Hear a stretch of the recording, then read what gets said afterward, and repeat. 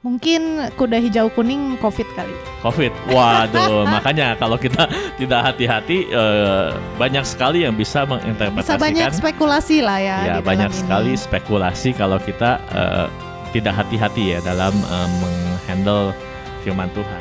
Pertanyaan seru dulu nih. Gimana? Nah, di setiap zaman kan sebenarnya ada aja yang namanya Perang Dunia 1, Perang Dunia 2 gitu. Dan mungkin zaman-zaman dulu pun ada penyakit dan yang heboh lah, yang mempengaruhi satu dunia gitu.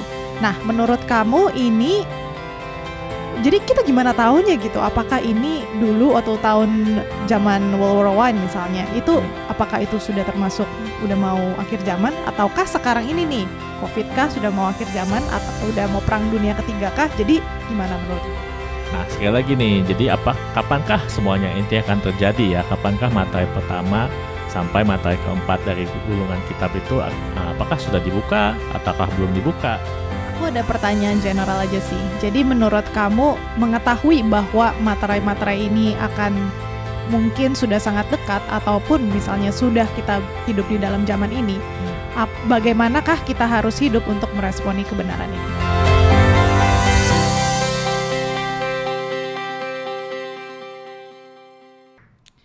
Halo teman-teman semua, balik lagi sama kita di Grace and Truth. Di episode lalu kita udah ngebahas tentang zaman 7 gereja. Nah, di episode kali ini kita bakal ngebahas apa nih? Kita mau lanjutin ya, seperti yang dijanjikan kepada teman-teman kalau kita akan membahas mengenai timeline akhir zaman.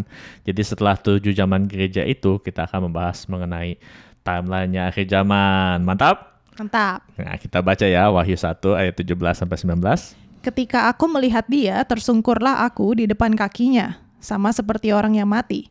Tetapi ia meletakkan tangan kanannya di atasku lalu berkata, "Jangan takut, aku adalah yang awal dan yang akhir, dan yang hidup. Aku telah mati, namun lihatlah aku hidup sampai selama-lamanya. Dan aku memegang segala kunci maut dan kerajaan maut.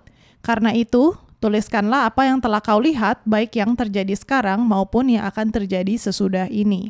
Nah, karena Wahyu 1-3 kita membahas 7 gereja, Wahyu 4-5 itu adalah penglihatan Yohanes ya, yang diberikan Yesus, dan dia pun pergi ke ruang tahta Allah yang maha tinggi, the throne room of God gitu ya, dan dia mendapatkan penglihatan mengenai apa yang akan terjadi setelah semuanya ini. Semuanya itu adalah menunjukkan kepada zaman 7 gereja tersebut. Lalu kalau teman-teman melihat gambar ini adalah sebuah ilustrasi ya, yang menjadi sebuah konklusi terhadap Wahyu 4 dan Wahyu 5. Jadi di tahta Allah itu adalah sebuah golongan scroll ya, kitab yang disegel dengan 7 materai. Nah, 7 materai ini adalah sebuah timeline akhir zaman. Jadi ketika materai ini satu persatu dicabut dari 1-7, lalu materai yang ke-7 dicabut, datanglah 7 sangkakala, 7 trompet. Lalu ketika trompet yang ke-7 atau sangkakala yang ke-7 ini dibunyikan, datanglah 7 cawan murka Allah. Nah, setelah 7 cawan itu ditumpahkan kepada dunia ini, datanglah kerajaan Allah yang baru, yang memerintah gitu. Dan jadi, Yesus datang kedua kalinya. 7 materai, kemudian 7 trompet, kemudian 7 murka cawan Allah. Iya. Cawan murka Allah. Iya, 7 cawan murka Allah. Nah, kita akan membahas satu persatu nih teman-teman dari 7 materai tersebut. Lalu nanti di episode selanjutnya kita akan membahas sampai ke 7 cawan murka Allah. Oke, kamu siap? Siap. Kita baca ya, di Wahyu 5 ayat 1-3 apa yang terjadi? Maka aku melihat di tangan kanan dia yang duduk di atas tahta itu sebuah gulungan kitab yang ditulisi sebelah dalam dan sebelah luarnya dan dimaterai dengan 7 materai. Dan aku melihat seorang malaikat yang gagah yang berseru dengan suara nyaring, katanya, "Siapakah yang layak membuka gulungan kitab itu dan membuka materai-materainya?" Tetapi tidak ada seorang pun yang di surga atau yang di bumi atau yang di bawah bumi yang dapat membuka gulungan kitab itu atau yang dapat melihat sebelah dalamnya. Nah, jadi ini mungkin Bapak ya yang di tahta Allah itu, dan dia memiliki sebuah gulungan kitab gitu yang ada tulisannya di dalam dan di luarnya, dan dimaterai dengan 7 materai yang tadi aku sebutkan ya.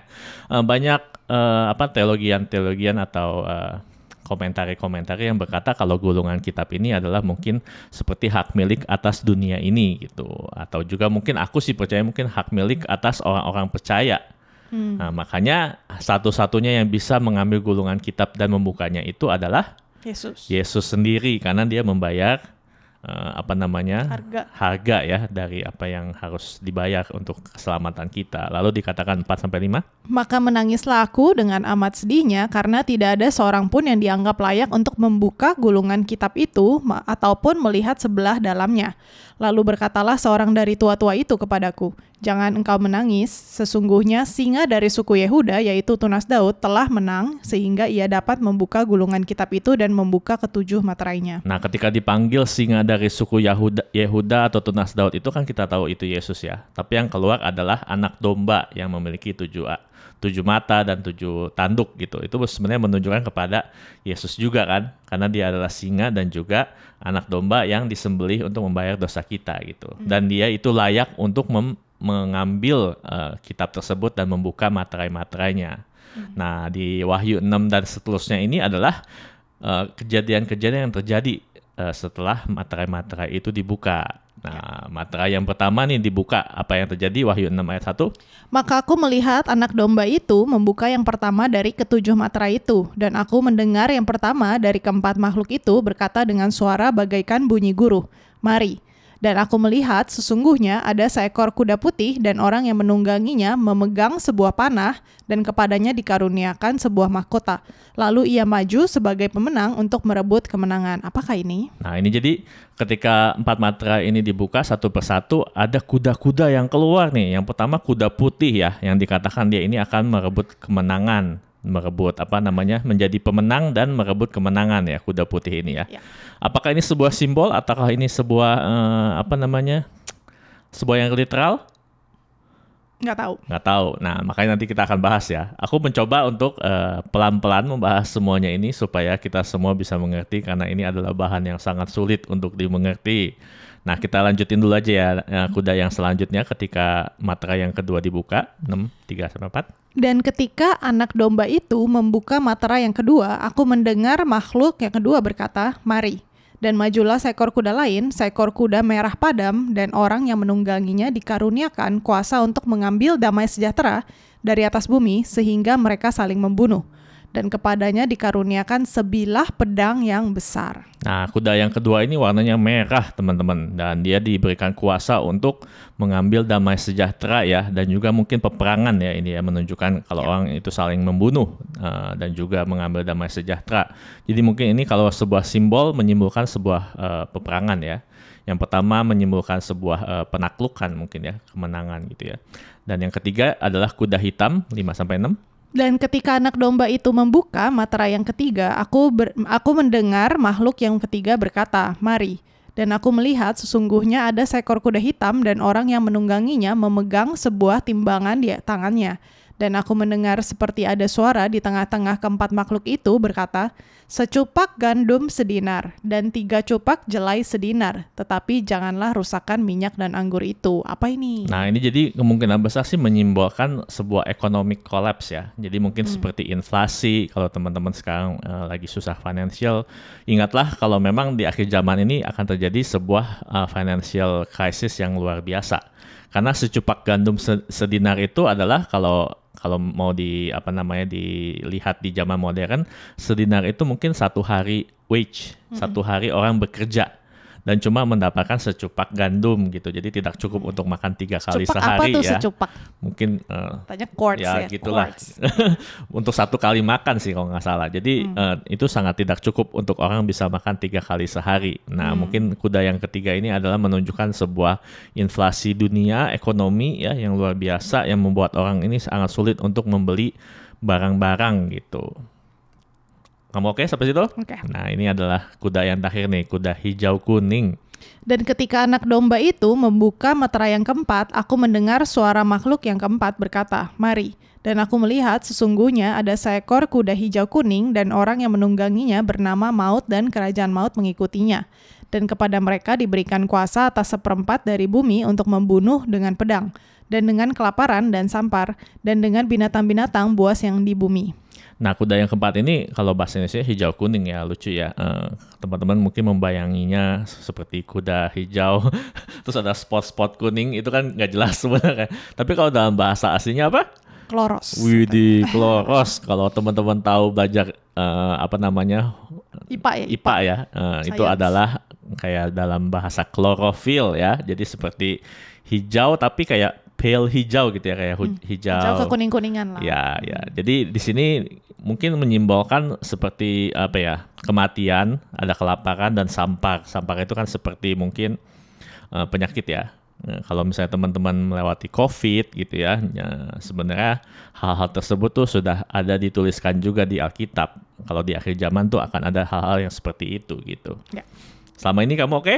Oke.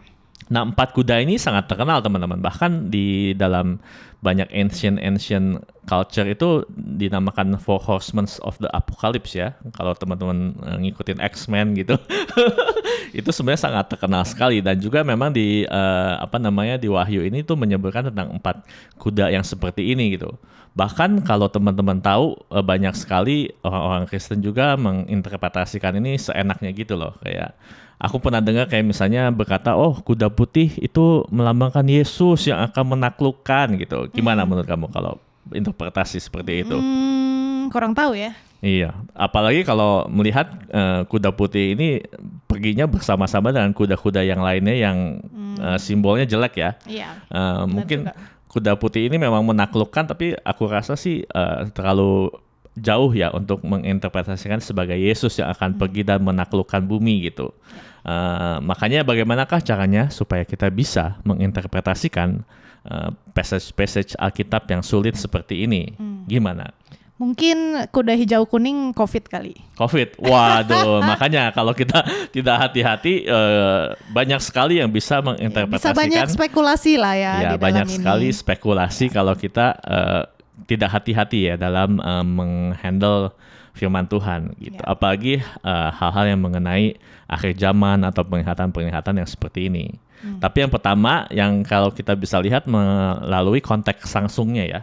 Jadi dari apa yang sudah kita baca, kita melihat kalau ketika materai-materai itu dibuka, akan keluar studi penakluk-penakluk mungkin, atau peperangan akan terjadi, dan keruntuhan ekonomi akan terjadi, kelaparan akan terjadi, dan kematian di mana-mana akan terjadi. Yang dimana itu diwakili oleh kuda-kuda tersebut. Dan juga dijelaskan oleh ayat-ayat tersebut. Ya. Jadi ini nggak far stretch teman-teman. Kalau kita bilang kalau di akhir zaman itu ketika 4 materai dibuka, hal-hal tersebut ini akan kita lihat di muka bumi, gitu. Sampai di situ oke? Oke. Jadi kita akan melihat penaklukan, peperangan, keruntuhan ekonomi, kelaparan, dan maut di muka bumi. Pertanyaan seru dulu nih. Gimana? Nah, di setiap zaman kan sebenarnya ada aja yang namanya Perang Dunia 1, Perang Dunia 2 gitu. Dan mungkin zaman-zaman dulu pun ada penyakit dan yang heboh lah, yang mempengaruhi satu dunia gitu. Nah, menurut kamu ini, jadi kita gimana tahunya gitu? Apakah ini dulu atau tahun zaman World War I misalnya, itu apakah itu sudah termasuk udah mau akhir zaman, ataukah sekarang ini nih COVID kah sudah mau akhir zaman, atau udah mau perang dunia ketiga kah? Jadi gimana menurut kamu? Kita akan address itu nanti di materi Seru selanjutnya. Karena memang akan dibahas di situ ya. Kapankah ini akan terjadi gitu nanti di materi yang berikutnya. Nah, mungkin teman-teman sabar 15 atau 20 menit dengarkan sedikit lagi ya ini. Lalu seru nih. Kita harus menafsirkan Alkitab melalui Alkitab. Jangan sampai kita menafsirkan dengan interpretasi kita sendiri. Ya. Nah, kebetulan kita ada grup Bible Study yang sedang melewati buku Zakaria nih. Dan juga kalau nggak salah kamu ya yang sharing mengenai Zakaria 1 ayat 8-9 ini, dan penglihatannya sama seperti penglihatan Yohanes ya. Zakaria memiliki penglihatan yang sama seperti penglihatan Yohanes, yaitu adalah kuda-kuda nih. Nah, kalau kita baca Zakaria 1. Tadi malam aku mendapat suatu penglihatan, tampak seorang yang menunggang kuda merah. Dia sedang berdiri di antara pohon-pohon murat yang di dalam jurang, dan di belakangnya ada kuda-kuda yang merah jambu dan yang putih. Maka aku bertanya, apakah arti semuanya ini ya Tuanku? Lalu malaikat yang berbicara dengan aku itu menjawab, aku ini akan memperlihatkan kepadamu apa arti semuanya ini. Nah, di Wahyu yang Yohanes lihat itu tidak ada penjelasan apa maksudnya kuda-kuda tersebut. Ya. Nah, tapi di Zakaria ini, Zakaria pintar sedikit, dia bertanya, apa maksud penglihatan kuda-kuda ini ya? Lalu dijawab nih, Zakaria 1 ayat 10. Orang yang berdiri di antara pohon-pohon murad itu mulai berbicara, katanya, inilah mereka semua yang diutus Tuhan untuk menjelajahi bumi. Berbicaralah mereka kepada malaikat Tuhan yang berdiri di antara pohon-pohon murad itu, katanya, kami telah menjelajahi bumi dan sesungguhnya seluruh bumi itu tenang dan aman. Nah, kita melihat kalau kuda-kuda ini melambangkan mereka. Aku nggak tahu, mungkin ini seperti roh atau mungkin ini seperti malaikat-malaikat ya. Tapi ini dikatakan mereka, kuda-kuda ini adalah yang diutus Tuhan untuk menjelajahi bumi. Jadi mereka ini masih dalam kuasanya Tuhan gitu loh. Nah, mereka juga memberikan sebuah report ya kepada Tuhan ya, kalau pada saat itu tuh bumi itu tenang dan aman. Jadi pada zaman Zakaria, kuda-kuda ini diutus Tuhan untuk menjelajahi bumi dan menunjukkan kalau bumi itu sedang tenang dan aman. Makanya di buku Wahyu ini kita bisa menyimpulkan kalau kuda-kuda ini juga diutus Tuhan dong. Tapi yang mereka lakukan adalah ada penaklukan, ada peperangan, akan ada keruntuhan ekonomi, akan ada kelaparan dan kematian di bumi. Jadi itu adalah yang akan terjadi di muka bumi yang bisa kita lihat ya. Kalau misalnya 4 materai ini akan dibuka. Nah, pertanyaan kamu tadi, bagaimanakah kita bisa tahu nih, apakah 4 materai ini sudah dibuka? Karena memang fakta ya. Kamu bilang kan fakta kan, ada COVID, Perang Dunia 1, Perang Dunia 2, kematian di mana-mana. Waktu Perang Dunia 1, Perang Dunia 2, influenza membunuh 500.000 orang gitu kan. Apakah itu adalah sebuah tanda kalau kita sudah melihat 4 materai ini dibuka? Belum tentu. Mungkin kuda-kuda yang di zaman Zakaria kali. Bukan zaman yang Yohanes kali. Iya, makanya kita nggak bisa bilang dengan pasti teman-teman kalau materai-materai ini sudah dibuka atau tidak. Karena yang Yohanes lihat ini adalah ketika dia berada di tahta Tuhan. Jadi dia tidak ada di bumi lagi gitu. Tapi memang tidak bisa dipungkiri kalau teman-teman baca dengan sesama Wahyu 4-5, ada ayat-ayat yang berkata kalau ini yang akan terjadi setelah semuanya ini. Semuanya itu merujuk kepada apa? Kepada zaman gereja. Jadi ketika zaman gereja selesai, kalau kita melihat Wahyu secara kronologi ya, ketika zaman gereja ini sudah selesai, setelah zaman gereja Laodikia itu berakhir, akan dibuka 4 materai ini. Nah, kapankah itu? Kita tidak pernah tahu jawabannya. Jadi menurut kamu apakah visi yang dilihat oleh Zakaria ini dan visi yang dilihat Yohanes itu sama, mengacu kepada hal yang sama dan timeline yang sama, atau itu berbeda? Berbeda dong. Karena kuda yang dilihat Zakaria kan berbeda, tapi penafsirannya sama dong. Karena visionnya mirip gitu ya, dan di Zakaria dijelaskan apa maksud kuda-kuda tersebut. Siap. Sampai di situ, oke? Jadi pattern Instead of sama. Instead of kita menggunakan pikiran kita sendiri atau interpretasi kita sendiri untuk menafsirkan Wahyu, itu bisa sangat berbahaya teman-teman. Seperti menunjukkan kuda putih itu adalah Yesus Kristus sendiri, yang dimana menurut aku itu adalah sangat salah gitu. Oke? Nah, kapan ya semuanya ini akan terjadi? Nah, dalam studi eskatologi ini memang banyak sekali interpretasi dan tafsiran-tafsiran yang sangat berbeda. Apa itu eskatologi? Eskatologi itu adalah studi tentang akhir zaman ya. Jadi orang-orang yang belajar mengenai akhir zaman, mereka punya nama fancy-nya, namanya eskatologi, biar keren gitu kan. Dan juga di orang yang belajar mengenai hal ini, mereka ada yang percaya kalau semua yang terjadi di Wahyu itu sudah terjadi pada tahun 70 Masehi. Karena pada saat itu terjadilah kehancuran Bait Allah dan Yerusalem. Nah, kalau teman-teman belajar Alkitab, memang pandangan ini tuh bisa dijustifikasi dengan ayat-ayat di Alkitab juga, yang dimana nanti aku mau membahas mengenai hal-hal tersebut. Tapi di sisi lain juga ada orang-orang yang belajar eskatologi dan melihat kalau materai-materai ini atau trompet-trompet dan cawan-cawan hukuman itu yang aku jelaskan tadi, ada 7 materai, 7 trompet dan 7 cawan hukuman itu akan terjadi di masa depan. Manakah yang benar? Kalau kamu di sisi yang mana? Sisi yang kedua, karena kalau cuman kehancuran Bait Allah dan Yerusalem itu kan hanya lokal ya, mungkin hanya di daerah-daerah Israel, Middle East sana. Tapi menurut aku ini akan menjadi sesuatu yang mendunia gitu. Ya. Nah, makanya kalau misalnya orang bilang aku ini denominasinya apa, aku akan sangat bingung ya. Karena biasanya orang-orang yang reform, yang teologinya reform itu melihat semuanya ini sudah terjadi tahun 70 Masehi. Masa? Iya, kebanyakan orang oke. reform seperti itu gitu. Mungkin ada beberapa yang berbeda ya, seperti John MacArthur, dia kan walaupun teologinya reform, dia melihat ini akan terjadi di masa depan gitu. Tapi kebanyakan orang-orang yang reform itu percaya sudah terjadi tahun 70 Masehi. Oke. Nah, makanya akan kita lihat nih dari Alkitab, apakah ini terjadi benar-benar di 70 Masehi. Kenapa orang-orang yang mungkin di sisi yang reform lebih banyak melihat kalau semuanya itu terjadi ketika terjadinya kehancuran Bait Allah.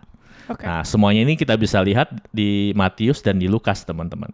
Kalau teman-teman lihat Matius 24 itu adalah nubuatan Yesus ya mengenai kehancuran Bait Allah dan mengenai akhir zaman. Nah, kalau kita baca Matius 24 ayat 5 sampai 9, Sebab banyak orang yang orang akan datang dengan memakai namaku dan berkata, "Akulah Mesias," dan mereka akan menyesatkan banyak orang. Kamu akan mendengar deru perang atau kabar-kabar tentang perang. Namun berawas-awaslah, jangan kamu gelisah, sebab semuanya itu harus terjadi. Tetapi itu belum kesudahannya. Sebab bangsa akan bangkit melawan bangsa dan kerajaan melawan kerajaan. Akan ada kelaparan dan gempa bumi di berbagai tempat. Akan tetapi, semuanya itu barulah permulaan penderitaan menjelang zaman baru. Pada waktu itu, kamu akan... titik ya. Kalau dibaca Masih lebih panjang. lanjut lagi masih panjang mengenai akhir zaman. Tapi kita bisa melihat di sini Yesus ini berbicara mengenai 4 kuda tersebut loh. Iya. Pada kamu mau memasuki akhir zaman, permulaan penderitaan menjelang akhir zaman, menjelang zaman baru atau di akhir zaman itu akan ada bangsa melawan bangsa, Berarti kelaparan, perang kan, Ya, kelaparan, lapar, oke. famine gitu kan, atau mungkin financial crisis ya. Kalau kelaparan kan orang pada tidak punya uang untuk membeli makanan. Dan gempa bumi di berbagai tempat juga ini kan menunjukkan kepada kematian di mana-mana ya. Dan juga aku bisa melihat kalau memang di sini Tuhan Yesus juga align dengan penglihatan di Wahyu yang tadi kita sudah baca mengenai 4 penunggang kuda tersebut. Ya. Nah, tapi yang kita harus hati-hati di sini adalah dikatakan pada waktu itu kamu akan. Jadi apa yang ditulis di Matius 24 ayat 9 dan seterusnya itu adalah hal-hal yang akan terjadi setelah 4 penunggang kuda ini dilepaskan. Oke.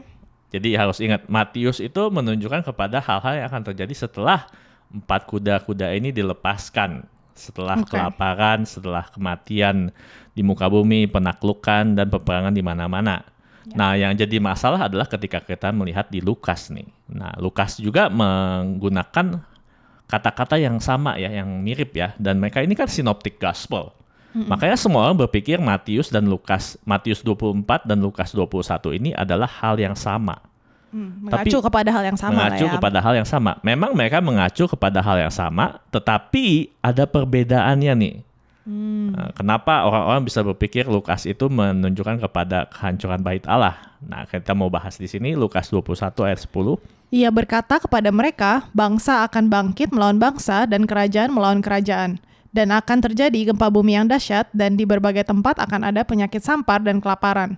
Dan akan terjadi juga hal-hal yang mengejutkan dan tanda-tanda yang dahsyat dari langit.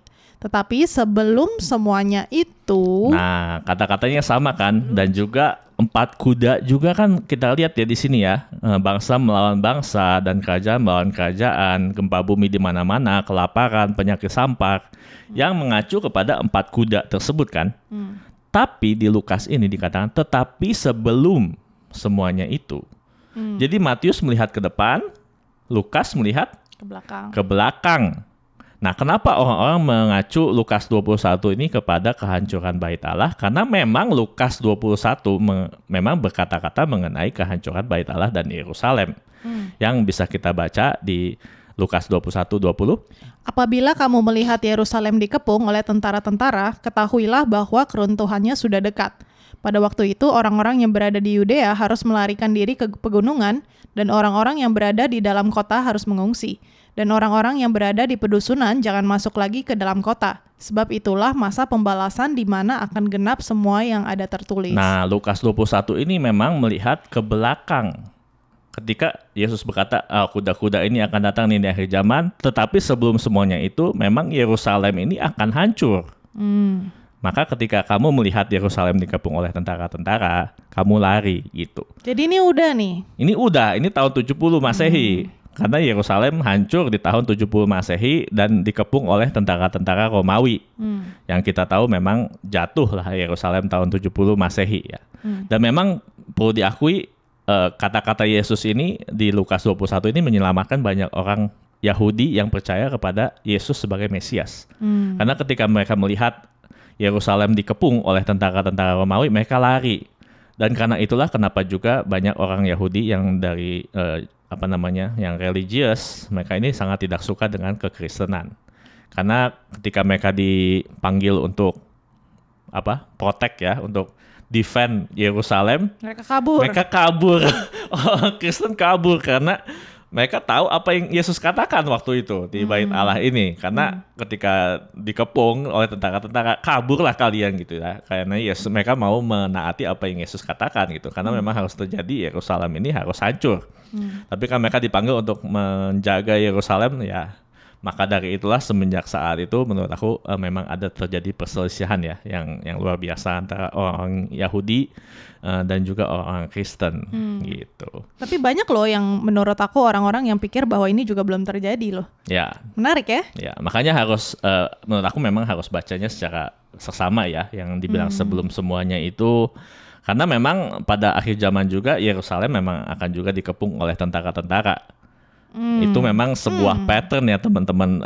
Ingat, nubuatan itu adalah sebuah pattern. Jadi ini sudah, tapi nanti akan terjadi lagi nih kira-kira. Ya, di akhir zaman akan terjadi.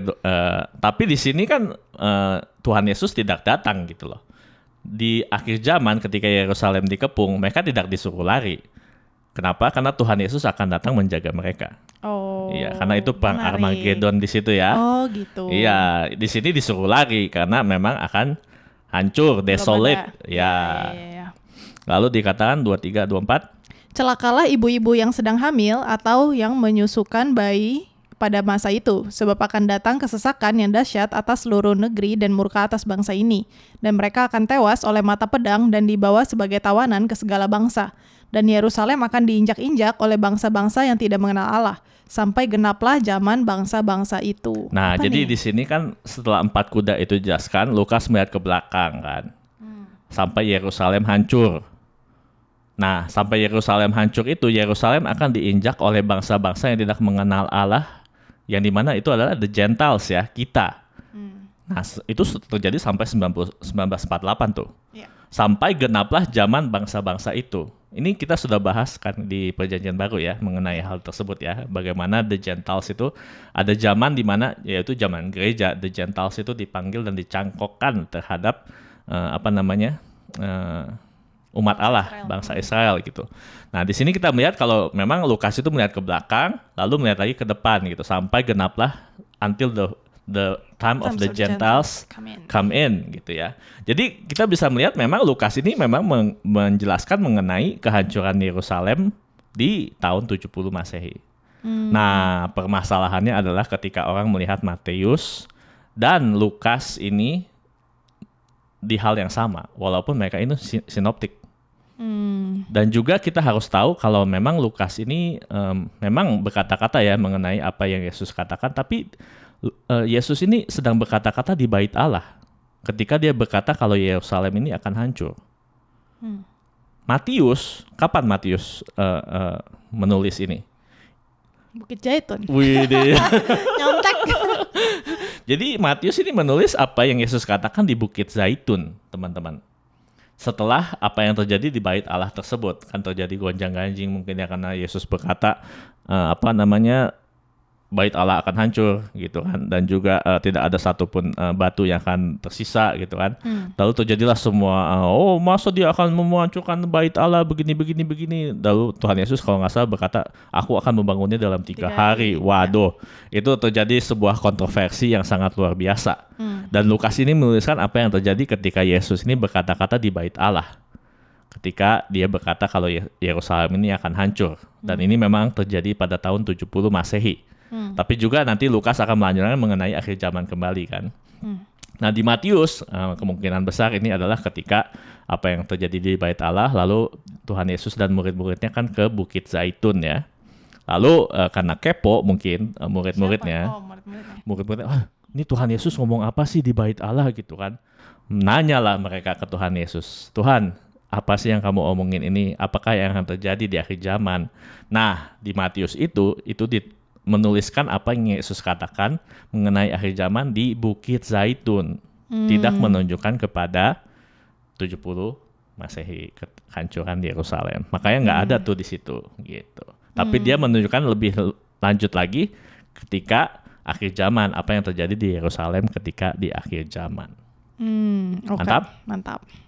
Nah, sekali lagi nih, jadi kapankah semuanya ini akan terjadi ya? Kapankah materai pertama sampai materai keempat dari gulungan kitab itu apakah sudah dibuka ataukah belum dibuka? Nah, aku tidak bisa, teman-teman mungkin akan kecewa dengan jawaban ini, karena aku tidak bisa berjawab iya atau tidak, hanya bisa menjawab mungkin, karena memang sesuai dengan faktanya memang peperangan itu ada di mana-mana. Ya. Dan juga sakit penyakit ada di mana-mana, dan juga inflasi ekonomi sudah terjadi ya, circle-nya juga sudah banyak sekali. Tapi kalau kita bisa lihat memang di Matius 24 ayat 8 ini dikatakan akan tetapi semuanya itu barulah permulaan penderitaan menjelang zaman baru.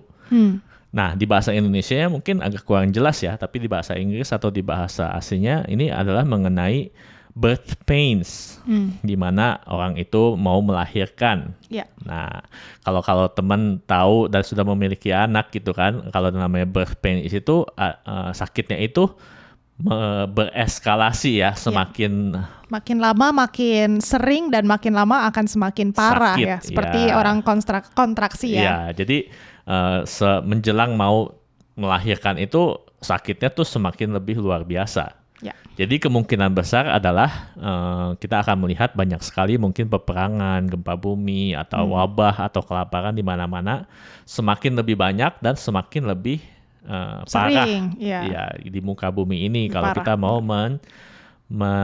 menjelang kedatangan Yesus yang kedua kali gitu. Ya.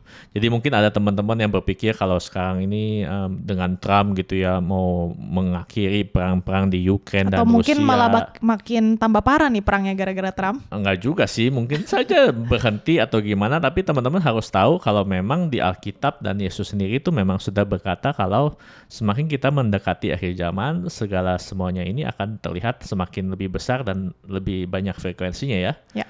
Jadi jangan pernah kecewa kalau tiba-tiba terjadi perang lagi gitu kan, atau kalian capek melihat semuanya itu. Sekali lagi wahyu ini diberitakan supaya kita ini memiliki kekuatan ya untuk menghadapi hal-hal tersebut.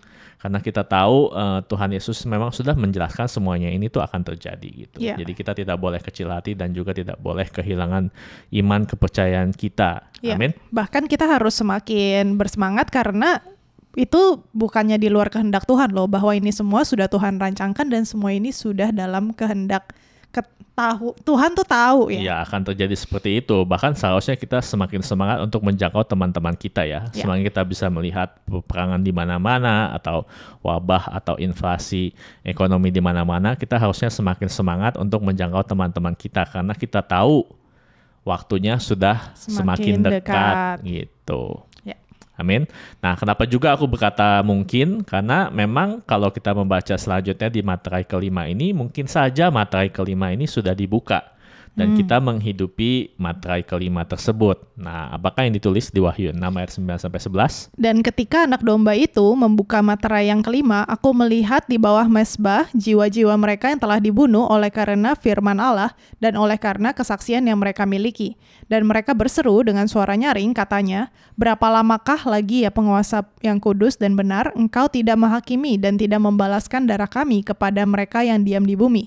Dan kepada mereka masing-masing diberikan sehelai jubah putih dan kepada mereka dikatakan bahwa mereka harus beristirahat sedikit waktu lagi hingga genap jumlah kawan-kawan pelayan dan saudara-saudara mereka yang akan dibunuh sama seperti mereka. Nah, jadi pada saat materai kelima dibuka ini, Yohanes melihat ya penglihatan ya orang-orang yang sudah martir yang dibunuh oleh kesaksian mereka mengenai Yesus atau mengenai Injil. Lalu mereka berkata, kapankah Tuhan Allah semesta ini bersikap adil ya terhadap apa yang sudah dunia lakukan terhadap mereka. Lalu dikatakan beristirahat sebentar lagi, sedikit waktu lagi. Jadi ada kemungkinan teman-teman kalau kita berada di saat ini gitu, kayak kita menunggu sedikit waktu lagi sampai jumlah orang-orang yang martir atau jumlah orang-orang yang percaya ini penuh. Dan juga bisa proceed ya kepada matra yang ke-6 gitu.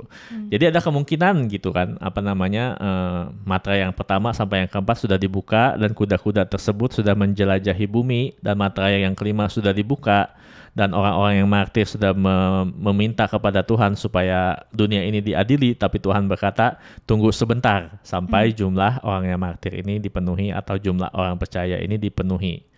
Jadi itu ada kemungkinan gitu kalau matra yang ke-5 atau kita sudah hidup di matra yang ke-5, atau ada kemungkinan juga memang matra yang pertama belum sama sekali dibuka. Jadi kita itu harus dengan open hands ya. Karena jadi menurut kamu penting gak sih untuk kita benar-benar tahu tepatnya kapan materai ini akan dibuka? Itu penting nggak? Menurut aku antara materai yang pertama dan materai yang ke-5 ini sebenarnya tidak sangat penting ya, karena memang kita menghidupi hal-hal ini gitu, kayak melihat peperangan di mana-mana, kita melihat orang-orang martir juga di mana-mana gitu kan. Jadi sebenarnya materai yang pertama sampai yang ke-5 ini mungkin tidak begitu penting ya dalam praktikalnya ya, dalam kita bagaimana cara menghidupinya gitu. Tapi memang di matra yang ke-6 nanti, yang di episode selanjutnya, kalau teman-teman ini sangat semangat, matra yang ke-6 ini memang belum dibuka. Karena kalau matra yang ke-6 ini dibuka, akan sangat jelas tanda-tandanya dan seluruh dunia pasti akan tahu kalau matra yang ke-6 ini dibuka. Nah, kalau matra yang ke-6 ini sudah dibuka, waduh, itu memang sudah saatnya teman-teman bertobat gitu. Karena tanda-tandanya akan sangat jelas sekali kalau matra yang ke-6 ini dibuka. Dan kita akan membahas itu di podcast selanjutnya. Mantap. Kamu ada tambahan atau ada pertanyaan? Aku ada pertanyaan general aja sih. Jadi menurut kamu mengetahui bahwa materai-materai ini akan mungkin sudah sangat dekat ataupun misalnya sudah kita hidup di dalam zaman ini, bagaimanakah kita harus hidup untuk meresponi kebenaran ini? Nah, sekali lagi kan kalau misalnya kemarin teman-teman mengikuti kita di zaman gereja tersebut, kitab Wahyu ini dan peringatan-peringatan ini bukanlah untuk menakut-nakuti kita, tapi untuk membuat kita kuat dalam iman kita, dan juga bagaimana kita bisa overcome di gereja-gereja yang mungkin dianiaya atau pengajaran-pengajaran yang salah di situ, atau mungkin gereja yang seperti Laodikia ya yang worship kemakmuran gitu kan, yang menunjukkan kalau kamu makmur kamu itu bersama-sama dengan Tuhan, supaya kita bisa overcome hal-hal tersebut. Jadi kalau misalnya kita tahu matra yang pertama atau matra yang ke-5 ini kita menghidupi di zaman-zaman tersebut, kita tidak boleh kecil hati gitu kalau melihat ada perang di mana-mana atau ekonomi lagi parah gitu ya. Lalu kita melihat dunia ini dan berkata kayak, aduh Tuhan di mana sih gitu. Tapi kita melihat kalau memang Tuhan itu sudah menuliskan hal-hal ini akan terjadi dan akan semakin parah mendekati kedatangannya yang kedua kali. Jadi kita jangan kecil hati, kita makin percaya, dan kita justru semakin semangat untuk menjangkau orang-orang di sekitar kita, karena kita tahu semakin parah peperangan, semakin parah kelaparan dan wabah penyakit seperti COVID yang kemarin, itu seharusnya membuat kita lebih lagi ya mau menjangkau teman-teman kita, karena kita tahu waktunya itu akan semakin dekat. Gimana menurut kamu? Setuju. Dan semakin parah juga keadaan di bumi ini, semakin kita tahu bahwa keselamatan dan pengharapan itu cuma datang dari Tuhan sendiri. Amin. Oke. Mari kita berdoa. Tuhan Allah Bapa kami dalam surga, kami mengucap syukur atas kebaikan-Mu, atas firman-Mu Tuhan, atas yang sudah dituliskan melalui Wahyu. Kalau Yohanes melihat Tuhan, kalau memang kami mendekati akhir zaman akan semakin banyak peperangan, kelaparan, dan juga kematian di mana-mana. Kami mau berdoa Tuhan supaya semuanya itu tidak mengecilkan hati kami, tapi kami Tuhan semakin bersemangat untuk mengikuti Engkau dan juga untuk menjangkau Tuhan orang-orang di sekitar kami untuk percaya, supaya mereka Tuhan bisa luput dari murka-Mu yang akan datang melalui sangkakala dan melalui cawan-cawan murka-Mu Tuhan yang akan kami bahas di masa depan. Kami berdoa supaya Engkau memberkati semua kami dan memberikan kekuatan dan iman yang baru Tuhan. Di dalam nama Yesus kami berdoa. Amin. God bless you teman-teman.